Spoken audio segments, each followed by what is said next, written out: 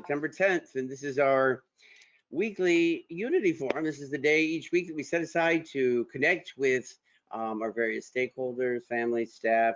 And this week we are really excited to have three very special guests.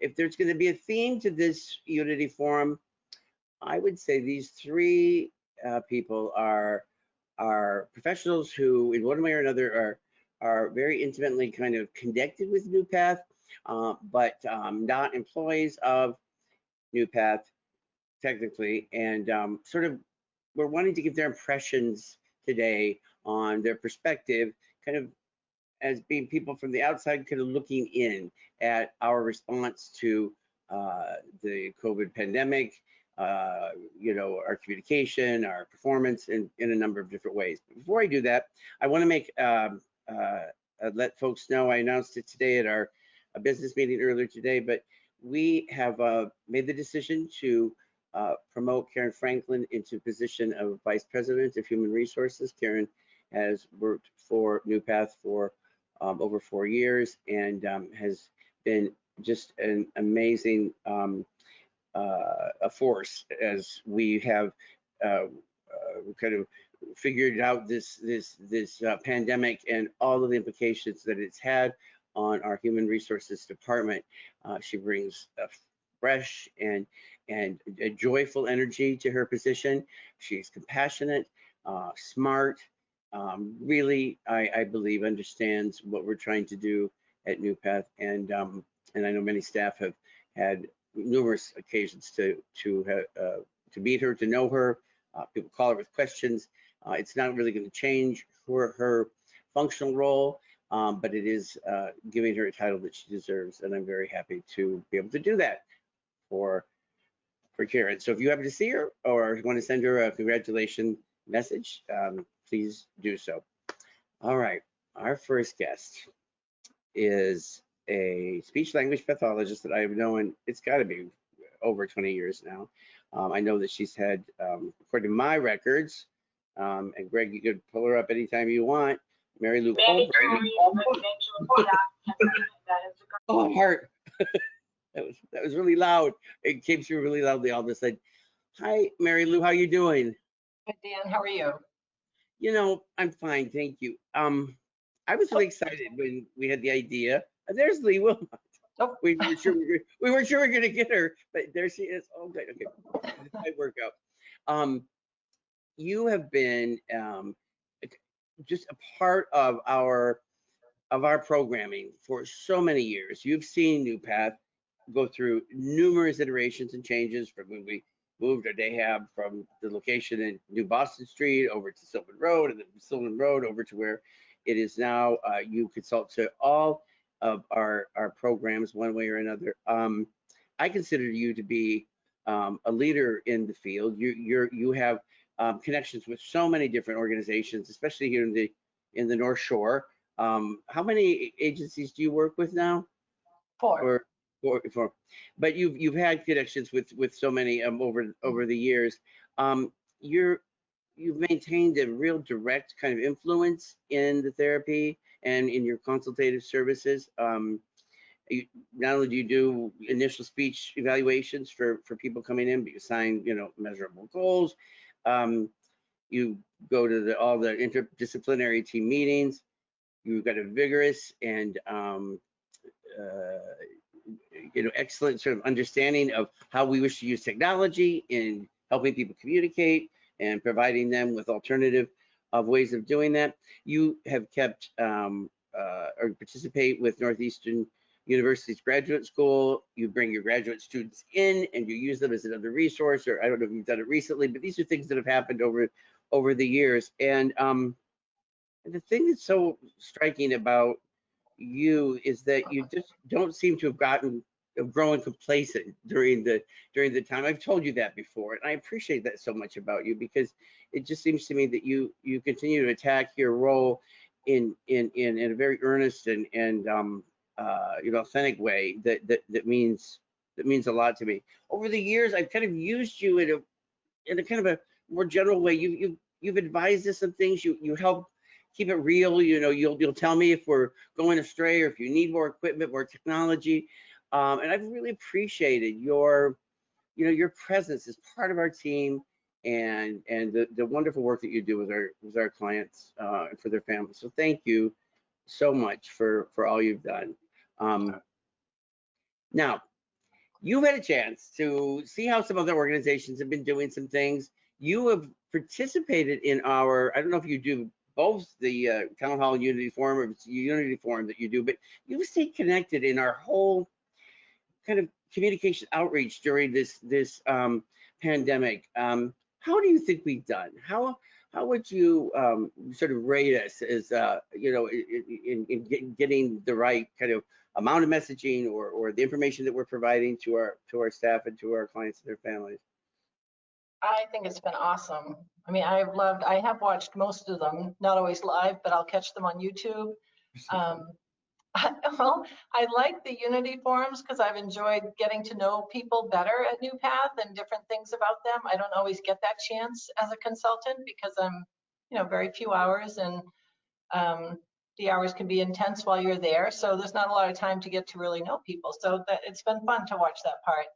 And your Tuesday sessions with information have just been great. I mean, it's a perfect way to get all the information out there to all your families, your employees. Yeah, it's been awesome.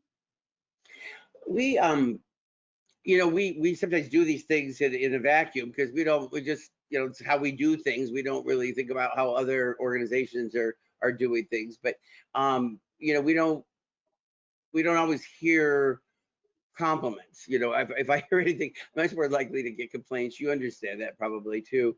And we have had some families, at least early on, that said that even with all that we're doing, that the communication was insufficient, or people wanted to have some sort of a written format as well.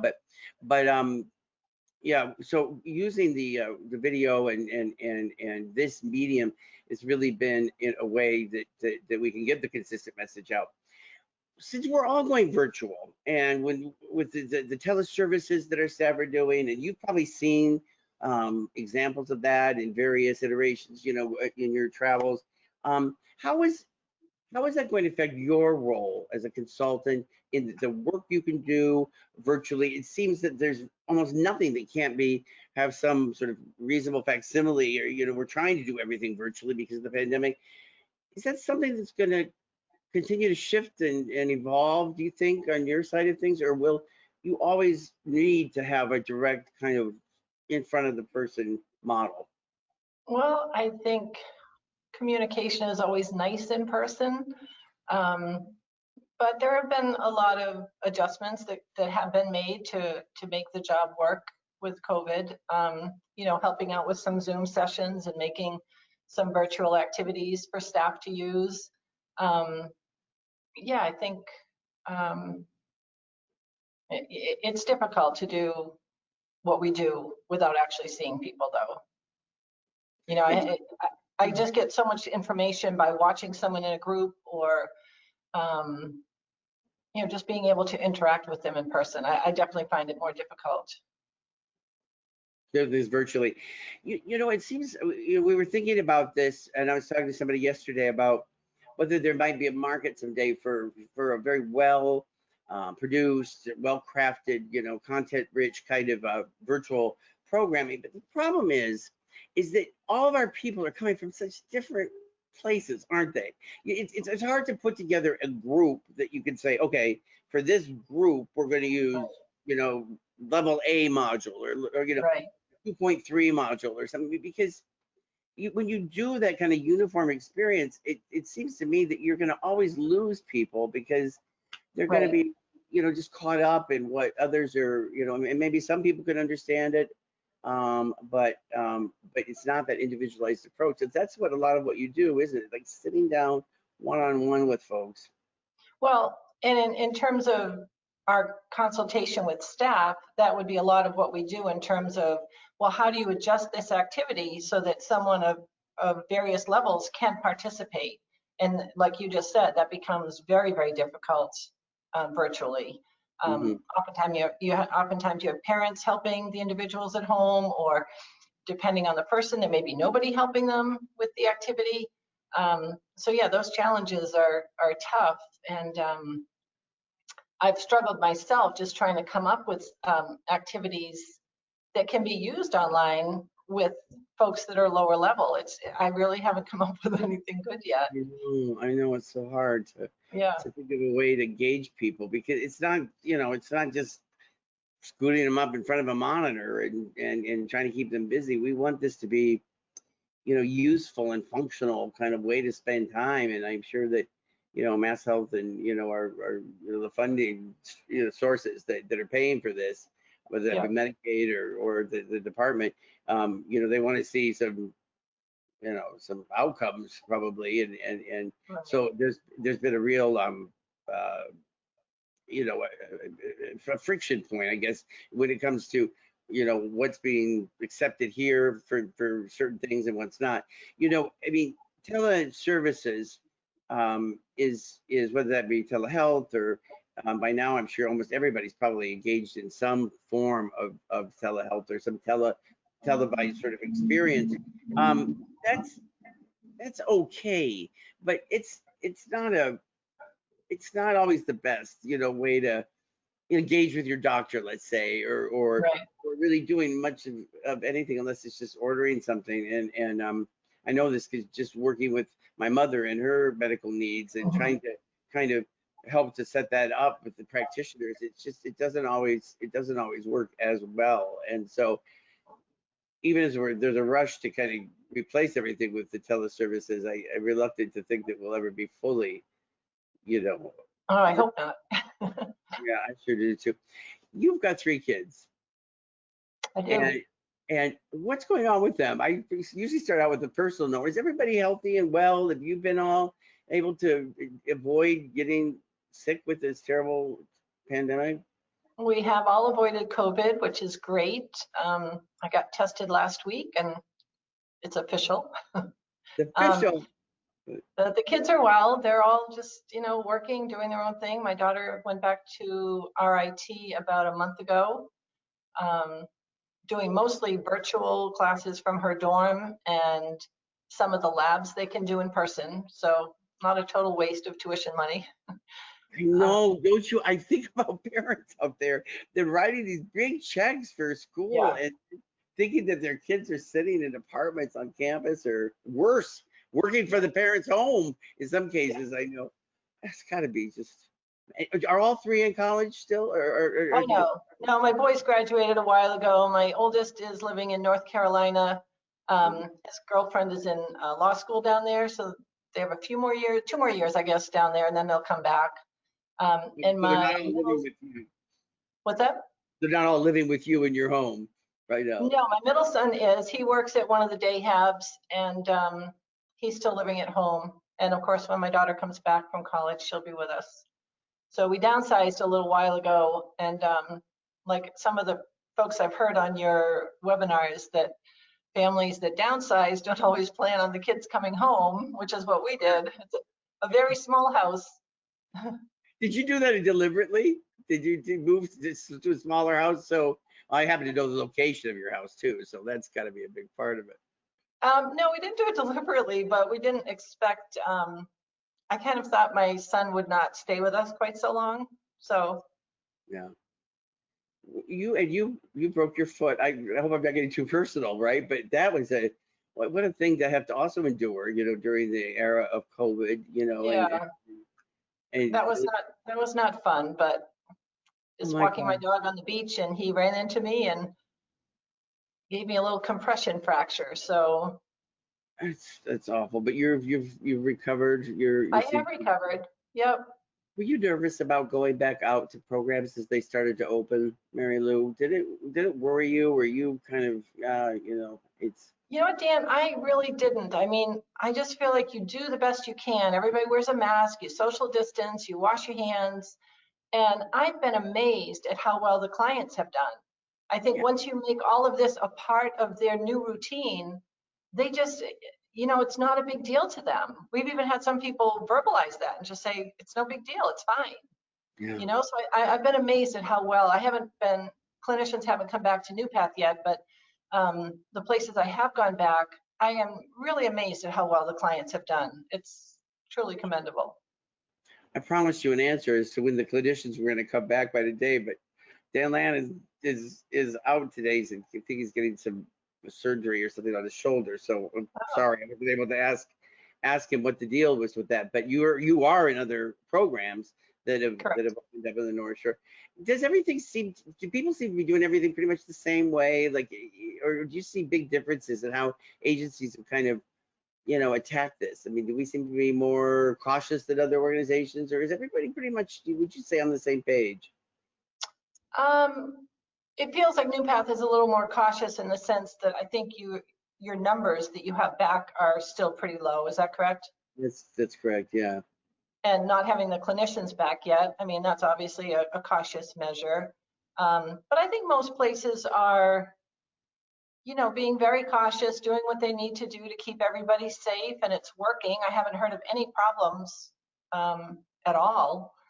So yeah, I mean, it seems to be working well, and each site I know has gone on to their second tier of individuals coming back, which is great. The census keeps getting bigger.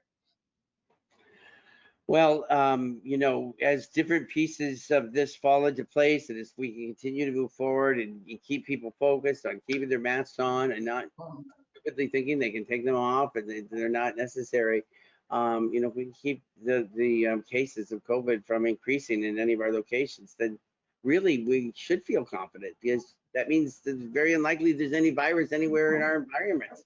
But right. It's not going to take much to reintroduce it. I think that's what everybody's so worried about. I think that's the underlying fear, right? Yeah. Did you get the flu shot? Are you going to get the flu shot this year, or do you always do it every year?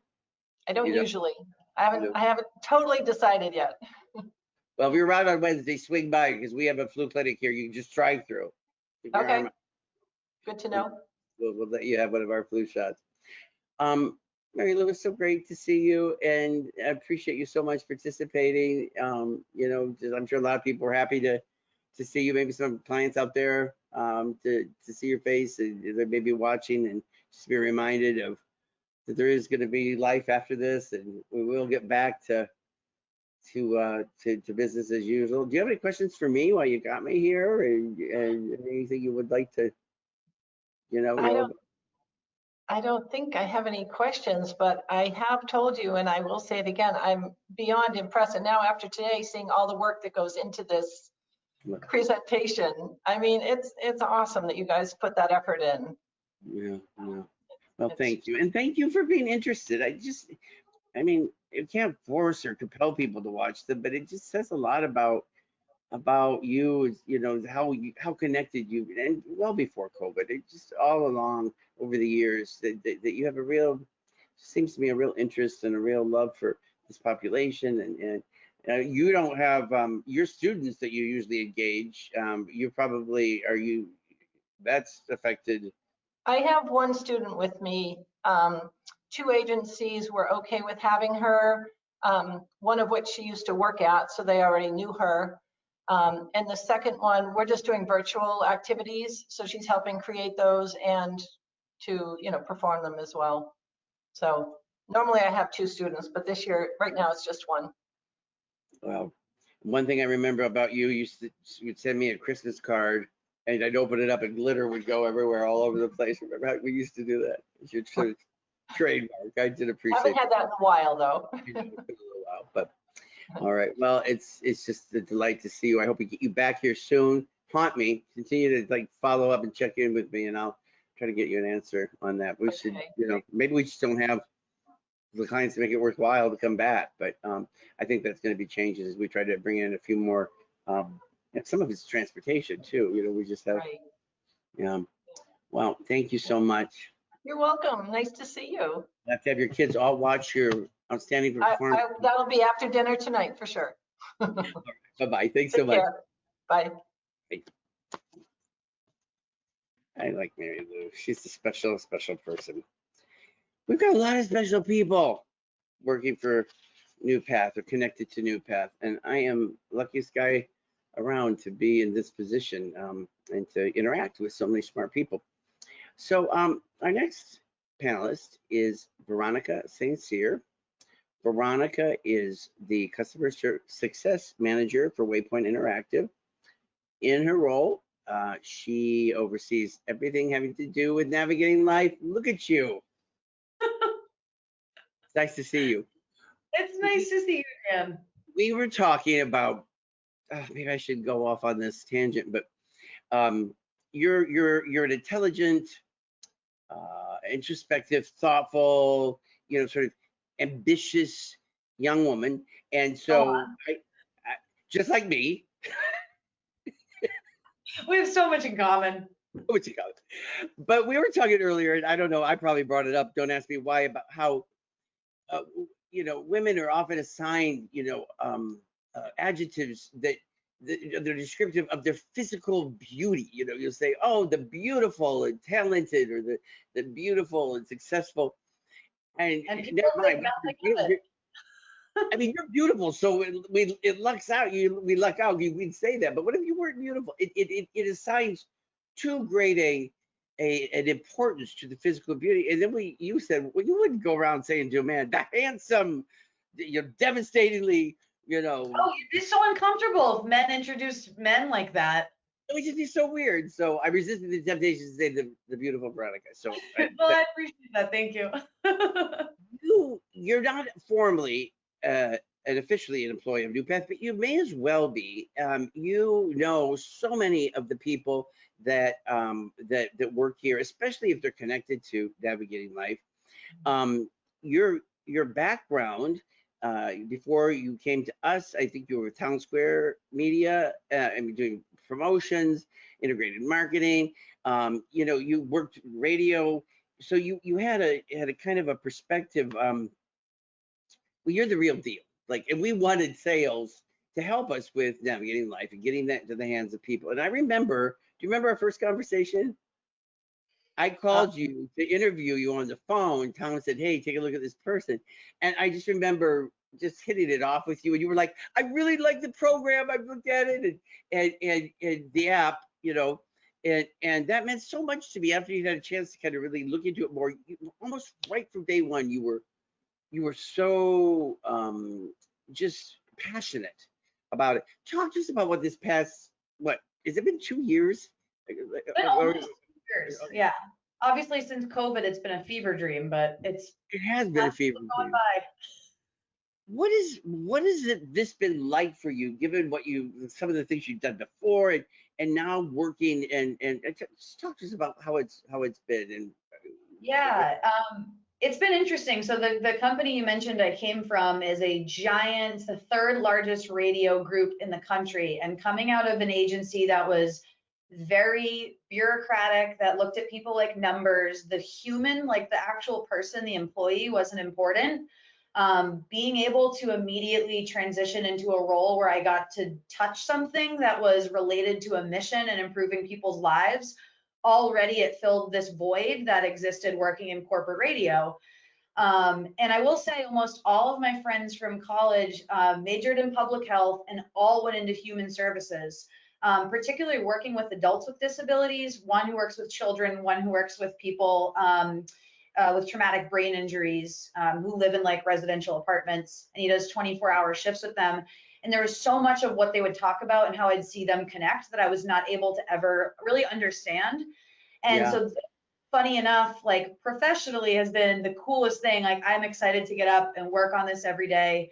But on the social aspect of how it relates back to my life, the connections that I've been able to have and the way that I can speak on a different level to some of the people in my life who do this, I totally get it. And it's funny because they are the most they're intelligent, but they have this interesting sense of humor about them, which I think sometimes in this industry you need. And that's so true of some of the awesome people I've met through NuPath, whether it's been some of the guys from Without Walls that I got to shadow in the residential homes, the clinicians, everyone just has this really vibrant energy about them that's really just so cool to be a part of. And it's cool to have you a part of things. When you started, you had not even started officially with Waypoint Interactive when you attended your first conference. That was the ADP conference. This is when Navigating Life was being featured, and we had a booth and everything. And then the really big one, I feel like for you and us, was at the it was called Talking Tech, but it was a technology conference that was sponsored by ADDP, and you actually spoke on a panel of one of four panelists, and would you say you blew it out of the water? I mean, would that be like overly? Other than the one moment where the girl who was in professional radio and was on air yelled into the microphone a little bit too loud. So other than that shining moment, it was really cool to be a part of. It was cool that I think the signifier for me was that all the questions were directed to us and about navigating life. Well, you don't think that steady care, having to call in and leave a voicemail to make sure the staff are awake, that's it amazing? Little different. You know, I not to embarrass you, but you know, you were by far by an order of magnitude that was decades probably younger than your cohorts that were, or the colleagues that were in the panel. And I remember watching you, seeing you next to these people that had been representing firms or their groups for many years, and you just have a nice presence about you. And you shared with me about some of the you're probably would describe yourself as a lifelong learner. You're not that you've had that much of your life yet. You're still young, but you talked about how you actively seek out role models. You're constantly thinking about how you're evolving and growing. And I found out last night from Tom Sterling that you are now the vice chair for the Stoneham Chamber of Commerce, and you've been on the chamber that board of directors for just about a year or something, or maybe it's been a little longer than that. But you sought that out too, as a way of getting service and getting experience, and how were your parents like really service minded, or how is it that you kind of have this really driven focus that's not always typically seen, by people? Yeah, so it's interesting. My mom is from the Czech Republic and came to America when she was 14, fleeing the Russian communist takeover of the country. So she got put on a plane and said, if anyone asks you, you're going to England to visit your aunt, just so she couldn't tell anyone at school. So I grew up with my mom instilling this, like, just all these strong morals in me and character, and like, you're in America, honey, you're going to make the most of it, like, take whatever opportunity you can get. And then on the flip side of that, my dad has always been a big kid. He plays golf, he plays electric guitar, he's good at everything. He knows how to use nunchucks, like the most random man. And he always instilled, I think, that desire to be a lifelong learner, and it comes from taking every opportunity as exciting. I never want to be someone who like wakes up and looks at the world and feels like it's stale. So I think me constantly moving allows me to feel like I can be professional, but also still be a big kid and see everything with wonder. So I think the reason I'm doing all this stuff is because I don't ever want that part of me to go away. I want to keep that like youthful spirit forever, because those are the funnest people to be around. I agree. I'm one of them. You said to me once that you appreciated that I was given the position I'm in, but still maintained a sense of, well, some people would say irreverency, but I would say, humor. Um, that we just can't take ourselves too seriously, because life gets too much of a grind, when we do that. But I often wonder about your parents and think, I'll admit, even though my mother's 87 and she's, not, she ain't what she used to be, if you know what I mean. She's, but I still want to tell her when something good's happened. She's still interested, and so I guess no matter how old you get, you still want to, do good. And we talk a lot about expectations and having a family that expects us to be successful, to do things. That's like one of the key ingredients, and we've learned that how important those expectations are dealing with our families. I mean, in our clients, the expectations that we set for them. So what's the future for navigating life in a couple of minutes here as we wrap up? Yeah, so I think that the possibilities, it's so weird seeing COVID as a silver lining, and that sounds probably terrible because obviously this pandemic has claimed a lot of lives. It has just ravaged businesses. So obviously no one is grateful for that, but I think finding a silver lining in any instance. Maybe it's just because I'm an optimist till death, but like that's always where I'm going to go, is try and find something. And I think that a lot of people who were maybe digitally apathetic or didn't really like technology and thought it was changing society for the worse, I think are seeing why, even like how we're doing right now, there is an opportunity for technology to better connect people. So I see Navigating Life as being a tool that, especially given this like digital remote world we're in, more and more agencies adopt. And I think for me, being able to have the few conversations with parents at NuPath who use the Navigating Life technology, hearing them talk about, I forget what parent I was speaking to, but they were saying, you can't tell me how my daughter is doing. I just need to look at her face and I'll know all I need to know. And being able to provide that for families, I would hope that other agencies can be as bold and fearless as NuPath, and be this transparent and opening this up and allowing staff to take these photos and share this information, because I think it provides so much value to families and puts their trust back in the organization.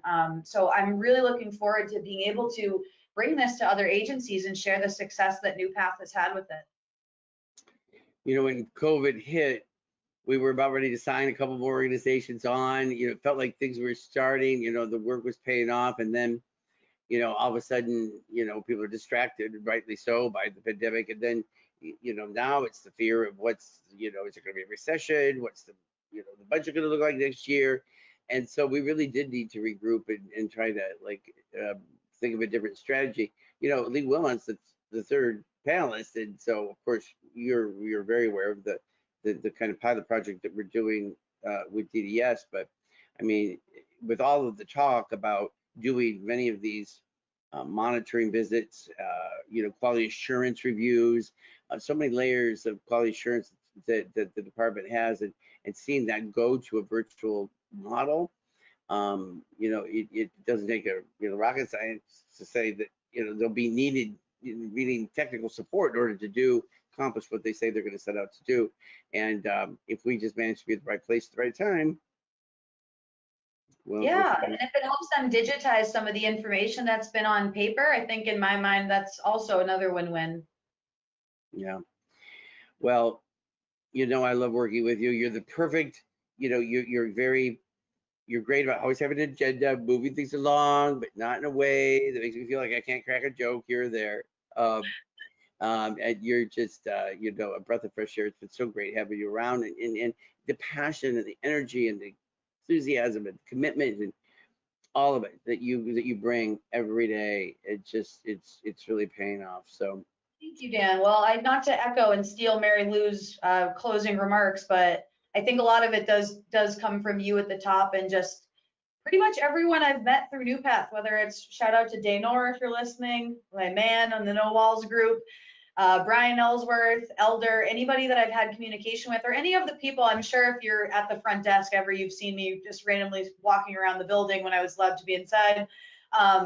Just been amazing. So I think that's due to your leadership and just picking some people who are rock stars. So thank you for letting me be one of them.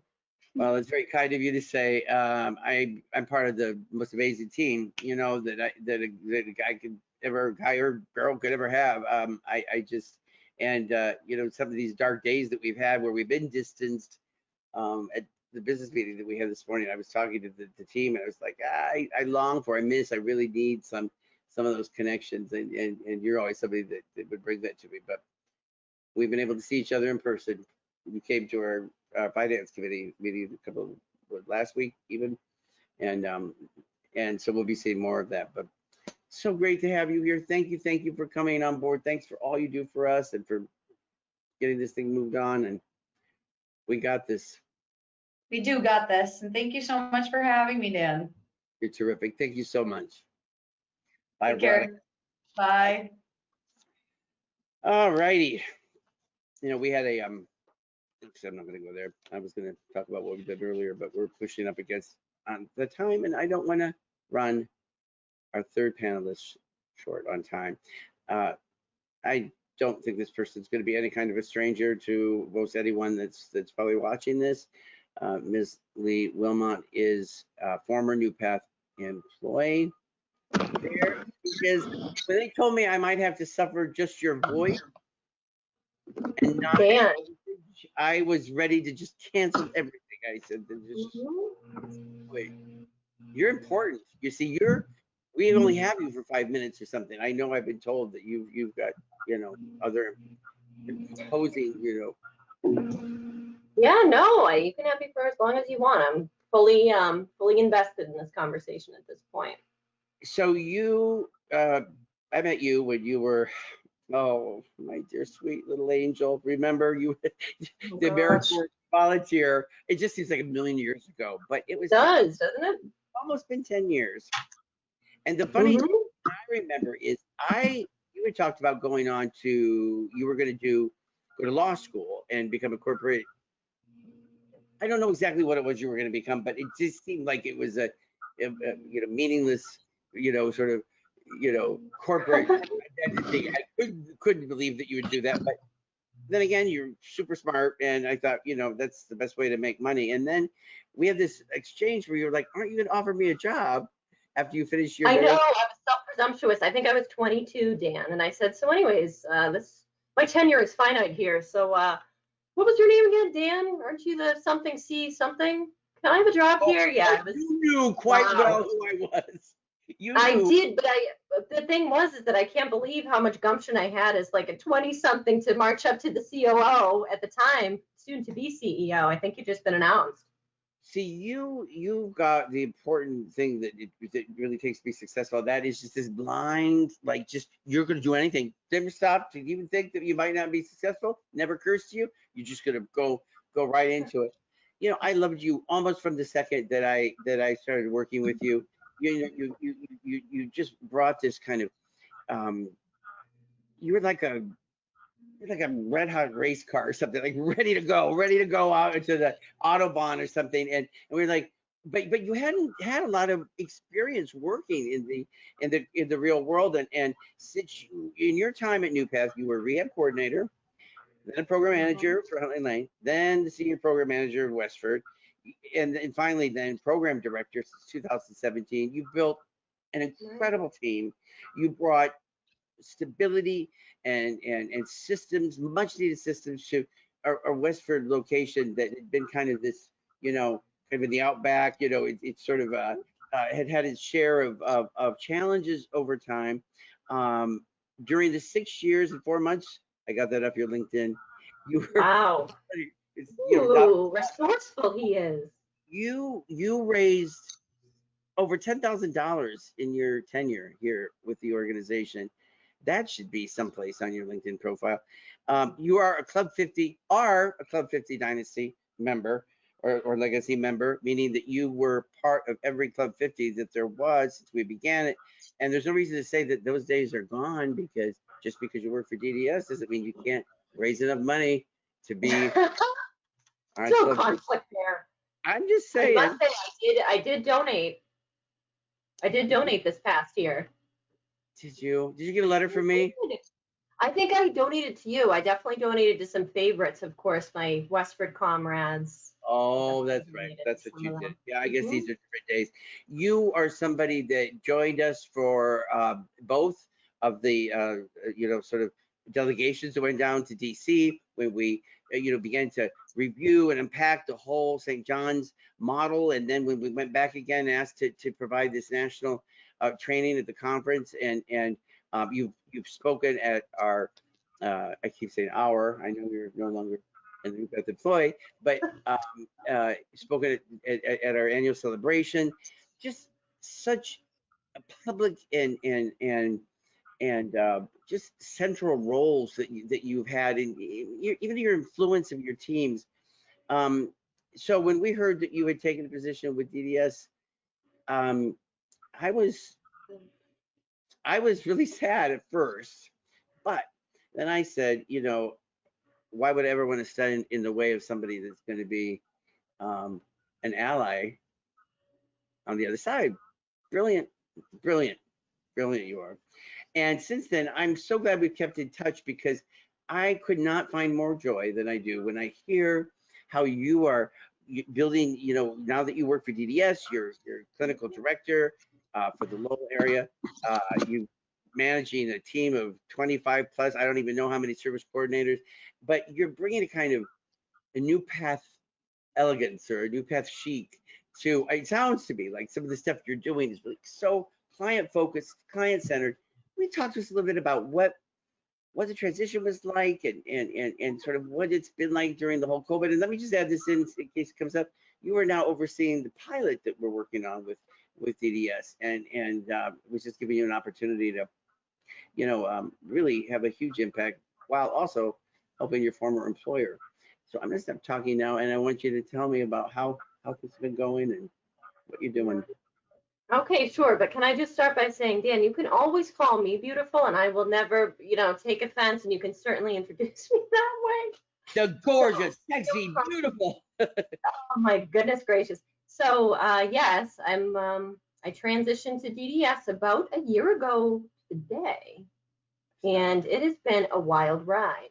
It has been a very positive experience, but I would say I thought a lot about this question because I anticipated it. Yeah. And I think the difference is the scope in some ways, just the kind of vastness of my office. We have 3,000 individuals that we oversee the services for.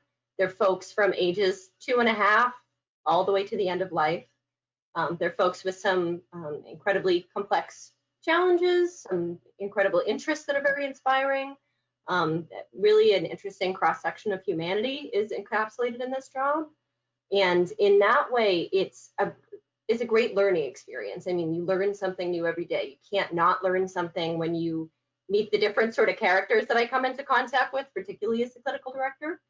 But I have to say that what I'm missing is the intimacy of working with the individuals we support directly.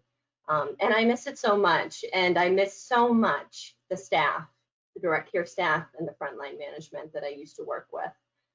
They are so inspiring. And I'll just give you a little anecdote as to what I mean by what I say when, I miss the NuPath culture. I was actually talking to another provider of ours, of DDS's.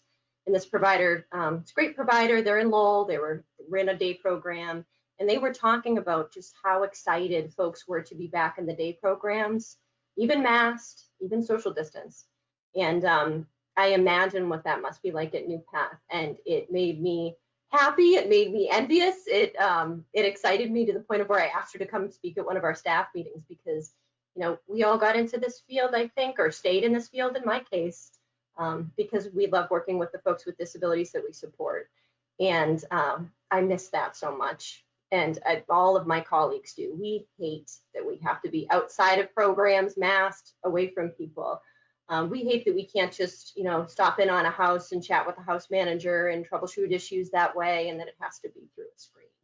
So I guess that leads into your second question about COVID. It's been tough. Mm-hmm.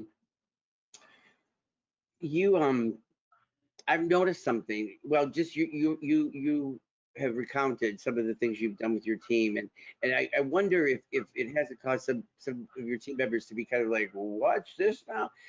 Things that you with one way or another maybe learned or adapted from NuPath. One being, I hope it's all right that I share this, but we every November the leadership team would do something we call attitude of gratitude. This is where we kind of get out of ourselves, think about something that we've helped in some way make a difference, something that's been consistent with our mission, and it's something that you have implemented in your own team, where you're encouraging your service coordinators to think sort of very directly and actively about a provider that maybe has done something that they think is worth noting. And I think you do it in an email fashion or some format or a card or something that would be sent to the provider. But what a great way to get a team of people to reconnect to a mission. And I've heard you talk about that sort of draw into the field that I think cannot be overstated, how important that message is for DDS to hear right now. And coming from somebody that's just from the provider community, I think it holds even greater meaning, because in theory we should all be doing this because we are deeply and directly kind of connected to the people that we serve. Our roles are different. You're working for the state now, but we're all in this together. And I think the relationship of providers with DDS has sometimes been fraught with just perils of, distrust and doubt and suspicion. And I think you can solve that. You can fix that, or you can at least fix the whole area. Sure. I mean, I'll give a little slice of what that was, or some context. So, and I just want to give a shout out to Ted Horn, your VP of Quality, because I used to roast him for always making me go first, or always asking me to do something in regards to the attitude of gratitude, just because. And I don't think I realized when I worked at NuPath how important it was, and how life-giving. I think you've used those words to describe hearing, what a good job people are doing, and the very real and concrete impacts that our staff and our programs have on people's lives. And so often in DDS, I'm blessed to work at an area office that's progressive and that is, provider supporting, and that is not the cops, and they're just partners with our providers, and really in a region that has that attitude. So I have to say that so often, DDS is sort of posited as if we're like the police, or we're telling providers what to do, or you only hear from us when something bad is going on. So in particular, when so much bad is going on around us through forces outside our control, I felt like it was important to capture that spirit of gratitude, and especially to make clear to the team that I supervise at DDS Lowell that we need to express this, and that we need to call out with the same fervency the good behavior that we see and that we want to see more of, in addition to what we expect there to be changes to be made. So the staff that I supervise loved it. The service coordinators, the clinicians, the nurses, they all got involved, and they were excited to share that feedback. And so many times, because I asked them to CC myself, CC Tom, they even CC'd Kelly Lawless, our regional director, on some of the gratitude emails. And I got so many messages back, and the service coordinators did, about, thank you for calling out what was right, because I feel like whenever I hear from, the state or the big bad state, that it's calling out something wrong. So we just want to kind of flip that script and show our gratitude for really important work at a really difficult time. That is not a normal thing for normal employees to be thinking.